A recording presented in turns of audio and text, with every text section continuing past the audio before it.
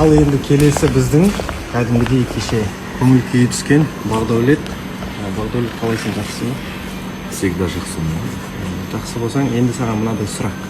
Жалпы отношенияда сен үшін жігіттің ба немесе қыздың ба көңілі, қайсысы сезімі басым болуы керек?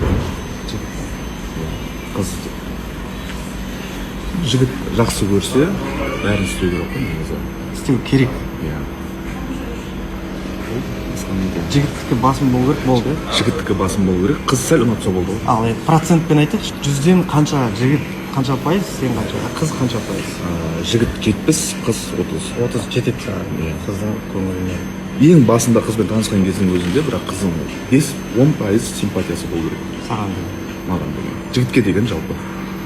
Көңіл күйім жақсы ғой, иә? Зор ғой. Зор ма? Точно ма? Иә, қарсыласым. Қарсыласым деп жатсыз. Ал ұят болады уже. Баршаңызға қайырлы күн, достар. Қалдарыңыз қалай? Не істеп жатырсыздар? Менде шүкір, бәрі жақсы. Көп адамдар қолдап жүріпті, бірақ хейтта аз емес. Бірақ сонда да мені қолдап, қорғап жатқанымға алғысым шексіз. Сол. Баршаңызды сүйдім, құшақтадым. Күндеріңізге сәттілік. Ал құрметті оқырман, енді біздің ортамызда Санатжан. Санатжан, саған бір сұрағымыз бар. Өзіңде махаббаттан кішігірім зардап шегіп жүрген адамдардың бірісің. Бұл сұраққа толық жауап берсең, сен үшін отношенияда қыздың немесе жігіттің сезімі, қайсысының сезімі басым болу керек? Еркектікі. Не себепті? Еркек андай ғой. Еркек сүйген алады, қыз сүйген қалады дейді ғой. Еркек сүю керек деп ойлаймын мен өзім. Бастысы.